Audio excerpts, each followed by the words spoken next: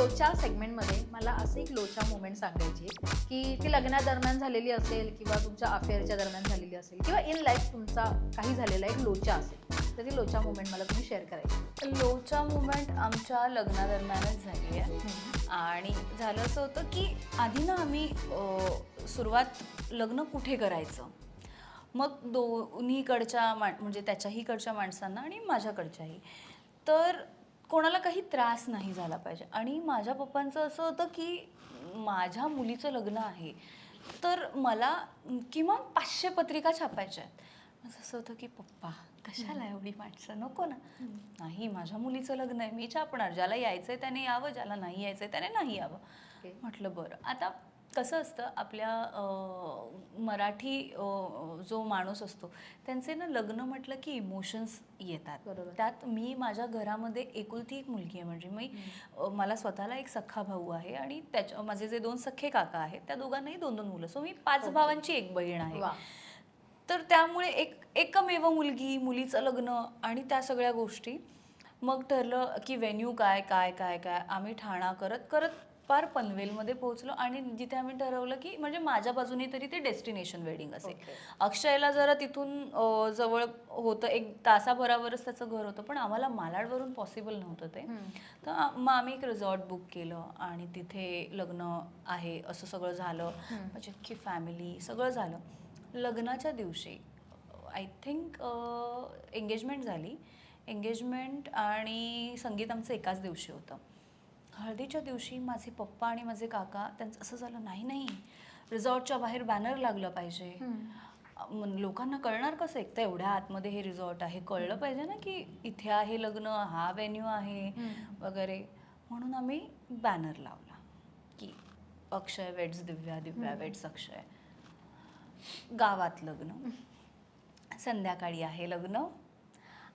आमचं ठरलं होतं की पप्पांनी माझ्या 500 पत्रिका छापलेल्या. आमच्या डोक्यात आकडा क्लिअर होता की साधारण मॅक्स 350 माणसं आमच्याकडून येतील, 350 आणि माझ्याकडून 500 जणांचं होतं. आणि नेक्स्ट डेला आम्ही 800 जणांचं हे सांगितलेलं, 800 जण येतील. हो, म्हणजे एक 900 होते. नाही एवढे पण नाही, म्हणजे 800च धरून चालतं, एवढं नाही कोणी येणार, एवढ्या लांब कसं काय कोणी येतील, ठराविक माणसं.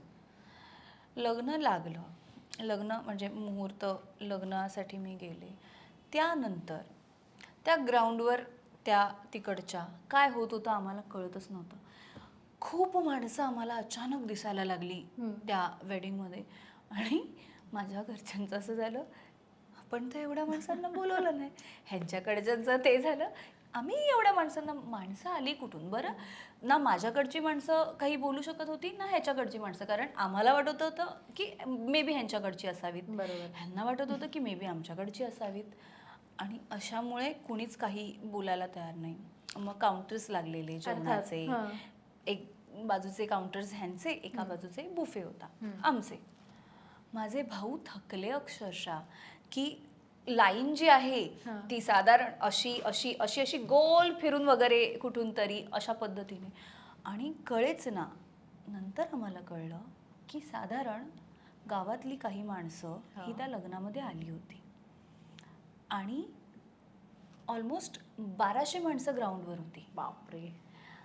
आणि मी आणि अक्षय होतो की कुठून आली ही माणसं, ही कोण, आपण तर नाही बोलवलं यांना.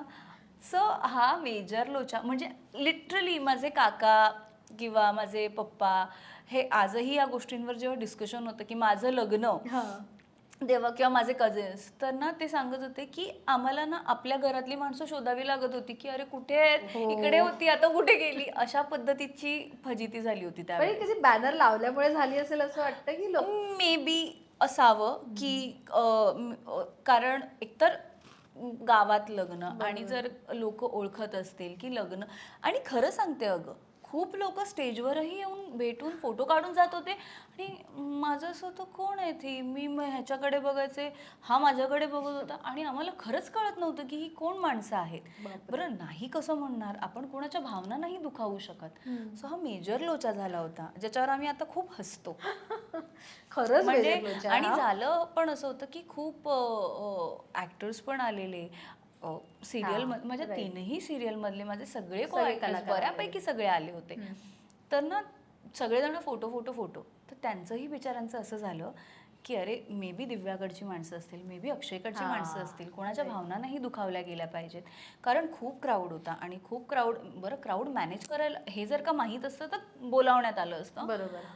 पण त्यावेळेस म्हणजे माझी फॅमिलीवालेच सगळे आणि तो क्राऊड ह्याचमुळे आलेला कारण दिव्याचं लग्न आहे, इंडस्ट्रीतली लोक येतील, त्यांना भेटायला मिळेल, त्यांच्याबरोबर फोटो काढायला मिळेल, हा. म्हणजे ह्या सगळ्या पद्धतीचं ह्या झालेलं. विचार पण ठीक आहे. अगेन ते आहेत म्हणून आम्ही आहोत, आम्ही कलाकार आहोत. जर ते नसतील तर आम्हाला बघणार कोण आहे. येस.